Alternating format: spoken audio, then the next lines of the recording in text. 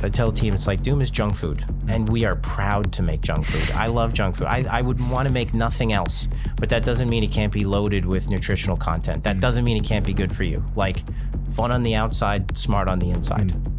En 2016, ID Software y Bethesda revivieron a Doom. La franquicia había vuelto a nacer gracias al increíble juego que lanzaron al mercado. El Doom Slayer había regresado con todo el poder. Fue un éxito rotundo en tema crítica y comercial. Incluso ganó premios a los Game Awards. This has been an incredible ride, honestly. Pero había algo que no terminaba de cerrar: la historia. Y es que Doom de 2016 terminaba con Samuel Hayden sacándonos lo que luchamos por conseguir. Y lejos de poder tomar venganza, el juego terminaba ahí mismo. I am not the villain in this story. I do what I do because there is no choice. Ese sentimiento de insatisfacción reclamaba una obligatoria secuela, y fue así como entonces llegó el anuncio. So we're back to announce Doom Eternal. ¿Iba a estar a la altura de los anuncios y ser mejor que el Doom de 2016? De eso justamente se trata este nuevo video. Pero para resumirlo en 4 palabras: sí, puta madre, sí.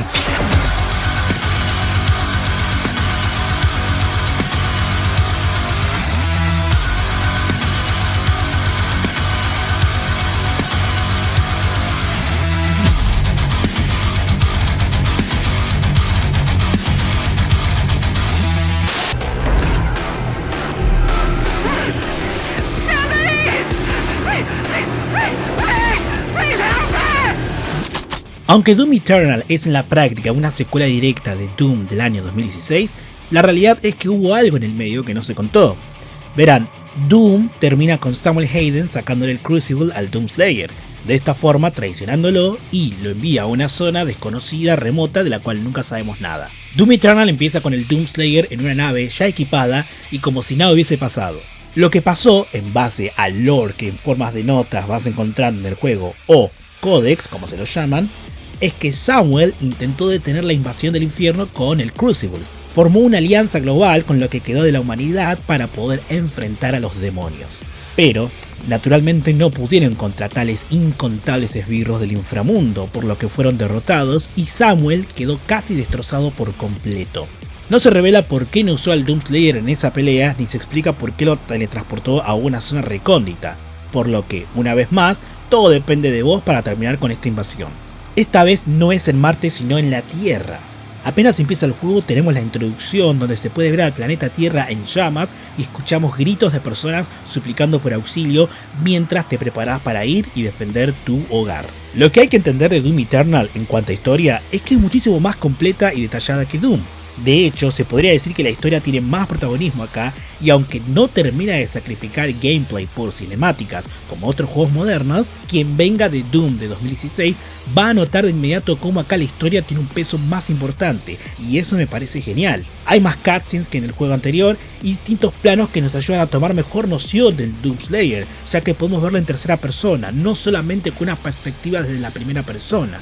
No me malinterpreten, es divertidísimo jugar a matar y destripar, pero mientras en Doom 2016 uno podía decir que la historia era decente y defender tal postura sosteniendo quién juega esto por la historia, acá podemos establecer sin titubear que además de seguir la línea del juego anterior en cuanto a gameplay, tiene un lore bastante profundo y que sorpresivamente va a llamar la atención para poder investigar más al respecto mediante la lectura de los códex.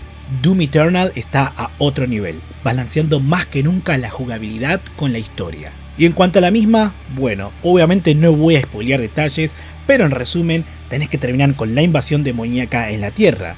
Para eso vas a tener que viajar a distintos lugares de la galaxia y enfrentarte a diferentes entidades buscando a los Hell Priest o sacerdotes del infierno. En el transcurso vas descubriendo más sobre tu origen y el universo Doom, así como también vas tomando conciencia de cuán profundo es el lore. Sin dudas, la historia en Doom 2016 fue un agregado, una excusa si se quiere. Esta vez no, esta vez funciona como debe ser, para llevar el juego adelante y darle motivos a tus acciones.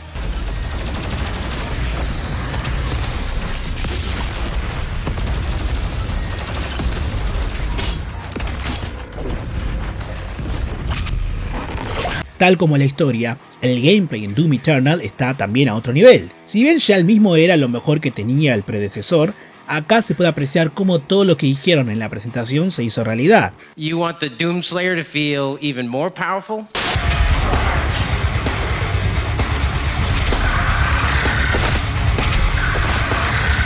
You want even more badass demons?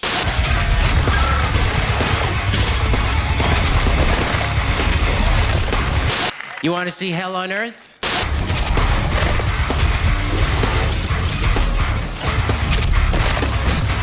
El gameplay en Doom era rápido e intenso, pero comparado con Doom Eternal, bueno, digamos que Doom Eternal es Doom pero pasado de merca. Hola mamita, ¿todo bien mamita? ¿Querés que te la ponga? ¿Querés que te la ponga? ¿Querés que te la ponga?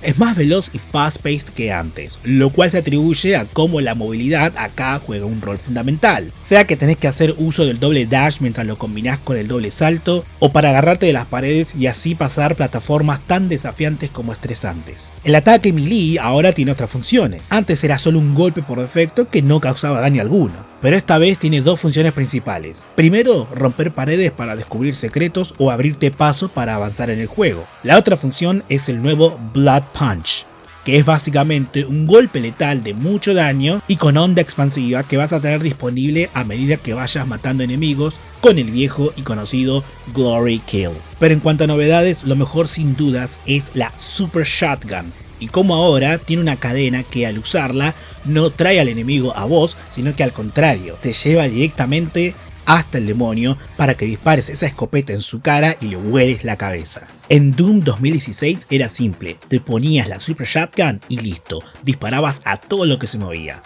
Si cambiabas de arma, era porque te quedabas sin munición o porque querías cambiar un poco. La variedad siempre fue un punto débil para Doom. Pero en Doom Eternal pasan dos cosas que van a hacer que hagas mejor uso de tus armas y de cómo empleas cada una. Y es que esta vez cada demonio tiene una debilidad que puedes explotar con un arma específica. Ya no es como antes donde te ponías la Super Shotgun y listo. En esta entrega vas a tener que aprender a usarlas acorde al demonio que tenés enfrente. Como así también hacer un buen empleo de la munición, ya que ahora es más escasa. Antes las mejoras eran un agregado divertido, pero ahora son casi obligatorias. Sumado al armamento que ya tenías, ahora también tenés un lanzallamas que es necesario para poder obtener armaduras. Basta con quemar a tus enemigos para que estos vayan tirando escudos que te van a servir para seguir rompiendo todo. ¿Y te acordás de la granada? Casi no la usé en Doom 2016, pero esta vez tenés una que es de hielo y que es excepcionalmente útil en muchos momentos. Otro aspecto débil de Doom 2016 había sido el tema de los bosses, los jefes. Eran pocos y fáciles, dentro de todo. Pero en Eternal, estos bosses son más picantes, tanto así que el mismo juego lo reconoce y te ofrece hacer un boss con una armadura especial que reduce el daño como para que puedas pasarlo si es que este nota que moriste muchas veces con el mismo jefe. Pero además tenés como unos enemigos elite que son bastante complejos también. Desde el Doom Hunter, que requiere de todas las armas posibles y de una constante movilidad, hasta el conocido Cyber Demon, que en Doom 2016 había sido un boss pero ahora es un demonio elite. Pero el más icónico de estos mini jefes es definitivamente el Marauder, un ex Nine Sentinel como boss que traicionó a la Orden y se unió al infierno. Este demonio estuvo en el centro de una polémica porque al ser un poco difícil, muchos se quejaron de cuán jodido era y por lo tanto les arruinaba la experiencia. There's the Marauders, who weaknesses are nothing. Because they're cheap-ass bastards. The noob's so fucking fast, he'll shoot you with a shotgun at close range, and then hit you with the axe at long range, while hiding behind all the demons in front of him. They're fucking cowards. They're cowards, not fucking kidding. This guy's killing the momentum of the game, because I am dying. A couple times I turned off my PS4 like I was Cameron Fry sitting in his car at Ferris Bueller's Day Off. Turn off the PS4. It wasn't unlike that. I hated the Marauder. I was like, he's different than all the other mechanics in the game. Why the fuck is he here? Personalmente me gustó porque sumó a mi estrés y mejoraba mi concentración para derrotarlo. Además, luego de unos intentos podés ganarle casi sin esfuerzo. Es verdad que puede ser molesto y sentís que mata el flow del juego, ya que tenés que concentrarte en él y no podés ignorarlo, pero esto dependerá de gustos. En lo personal, más que matar el flow, sentía que lo aumentaba. En definitiva, el gameplay es mejor en muchos aspectos y más intenso. Al ser un juego que va a 1000 y con una dificultad notoriamente más picante, es necesario estar muy atento y ver bien todo lo que pasa. Por suerte hay formas de ayudarte, tales como el Extra Life, que es básicamente una forma de seguir jugando cuando te matan. Doom Eternal es menos lineal que Doom 2016, y eso en conjunto con lo pulido de la historia hace que sea una gran secuela que es incluso, al menos para mí, superior.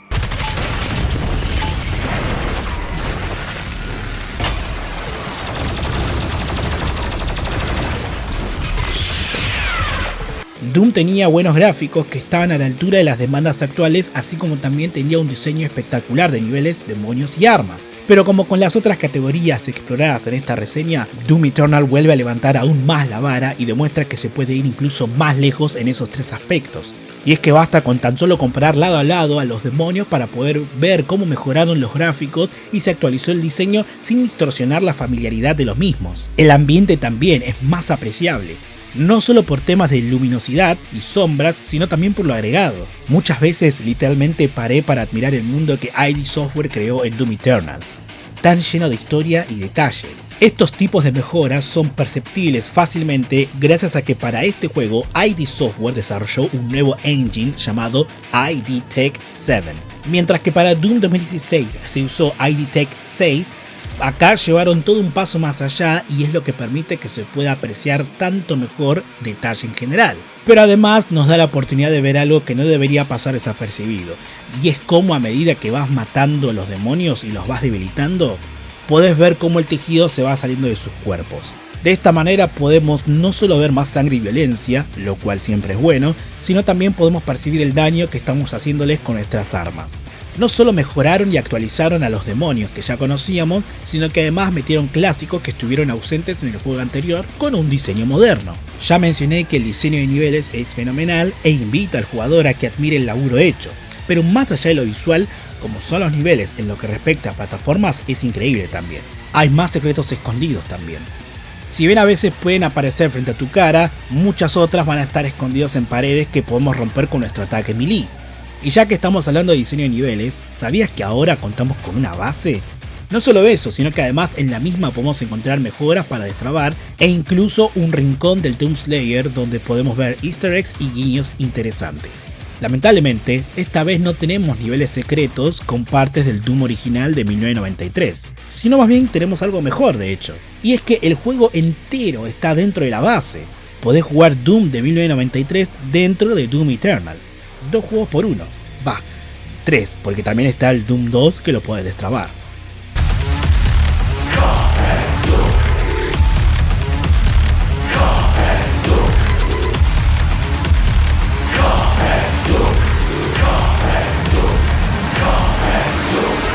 Una vez más, el sonido y la música son excepcionales. Cada arma con su sonido característico y ahora con las nuevas adiciones, podemos escuchar más detalles a la hora de realizar las hermosas y satisfactorias Glory Kills. Las voces también juegan un rol importante, y por tal es que las voces son necesarias para poder dar mejor contexto a lo que tenemos enfrente. Por esto es que podemos escuchar desde voces directamente de la boca de los personajes, You go too far this time. You cannot interfere. o incluso susurros de fantasmas que vienen a atormentarnos.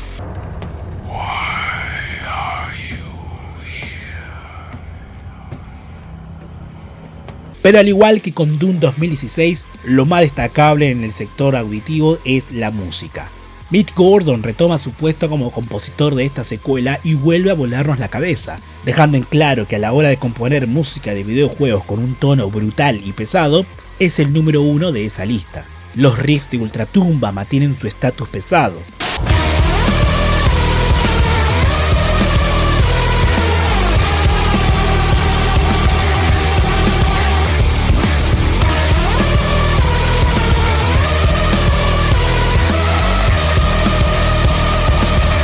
Pero quizás lo más sobresaliente es cómo usó un coro para una canción, y no cualquier tipo de coro, sino uno hecho por cantantes de distintas bandas de metal. The big question is, right, how do you put together a heavy metal choir? And the best way that we figured out how to do it would be to put out an open call and invite heavy metal singers to apply to join this awesome ensemble of badasses. I'm the vocalist of The Anchor. I'm the frontman for 2 different bands. I'm in a band called The World I Knew, trap metal. I'm the vocalist for Wild Speaker. I play in a death metal band called Aborted. I play bass for Static X, Ministry. This is like a really classical franchise, especially within the rock and metal community. Like everybody just looks up to this game. Part of the game is this like ancient chant that's in this other language. We want the whole game to feel like a heavy metal album experience. Every time I get a drop, I hit play and I'm like, oh, this is freaking amazing. En tal coro, Mick afirma que las palabras que suenan no son cualquier cosa, sino que son parte de un idioma creado específicamente para el universo Doom. The main chant is Kar and Tuk, right? And that translates to rip and tear. For a period of like 2 or 3 months, I had to become like this expert in this language, right? So, and it's amazing. Adam Gascoigne, who's the writer on the project, he came up with this whole language. It's amazing the amount of work that goes into coming up with the language. It's extraordinary.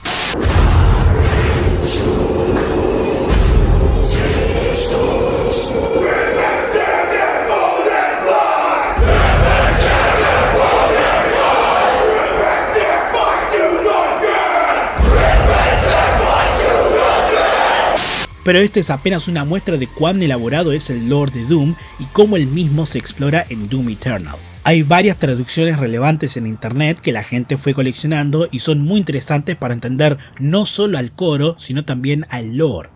Retomando lo de Mick Gordon, lamentablemente tengo que informarles que a raíz de un desacuerdo entre él y Bethesda, Mick no va a volver a laburar en Doom. Parece que esta vez Bethesda metió la mano y no dejó que Mick mezcle el soundtrack como él quería, a pesar de que fue esto mismo lo que hizo en la entrega de 2016. Este desacuerdo hizo que se baje por tal traición y no puedo evitar hacer una observación personal. ¿Cómo vas a usurparle el trabajo de mezclar al compositor? Hey, ¿qué tal, gente? Acá, Dico del futuro.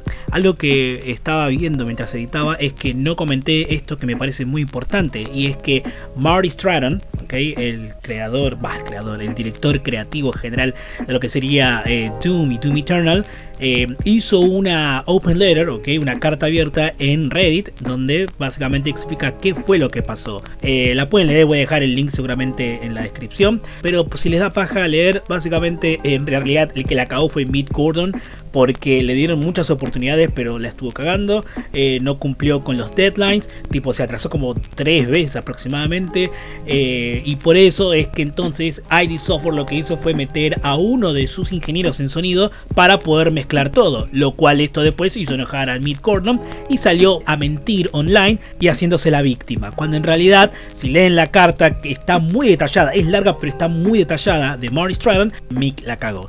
Es una pena, porque la realidad es que muchos, y yo me incluyo, pensábamos que Bethesda la había cagado, pero no, la cagó en realidad Mick y nada, cavó su propia tumba. Así que nada, seguimos con el video.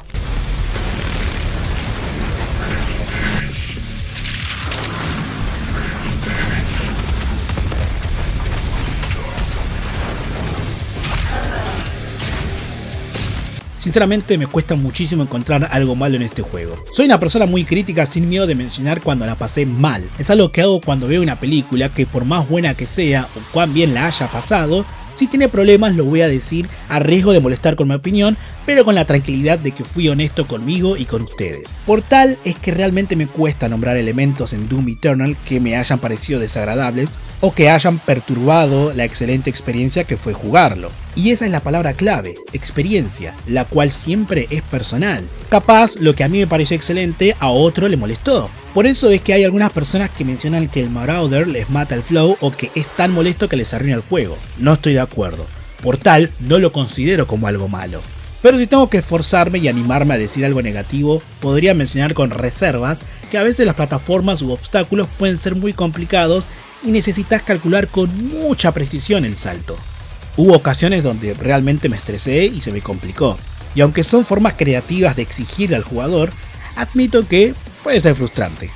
Quizás es algo malo que podría mencionar sobre cómo lo plataformero del juego puede interrumpir el flow a veces. No es nada realmente grave en mi opinión, pero hey, algo malo tengo que mencionar, ¿no? The only thing they fear is you. Mientras Doom de 2016 revivía la franquicia y la ponía en boca de todos con un juego excepcionalmente sangriento, violento y satisfactorio, Doom Eternal sube la vara y se plantea hacer todo aún más grandilocuente y picante para asegurarse de que todo el mundo sepa que el Doomslayer está acá y listo para romper todo. Es un juego que no trata de ser más de lo que realmente es. Si Doom de 2016 era una hamburguesa toda grasienta, entonces Doom Eternal es una hamburguesa doble carne, doble panceta, doble cheddar, con más grasa, pero también, como dice Hugo, con más nutrientes. Y es que si bien esta edición es más grasienta que la anterior, asimismo es también más inteligente. Con una historia más elaborada y un armamento más complejo, se postula fácilmente como uno de los mejores juegos de este bizarro 2020. Y prueba una vez más que las secuelas pueden ser mejores. Me llamo Dico, recuerden de seguirme en Twitch, que es donde voy a estar streameando todos los juegos, o en Instagram para conectar conmigo. Chao, hasta luego.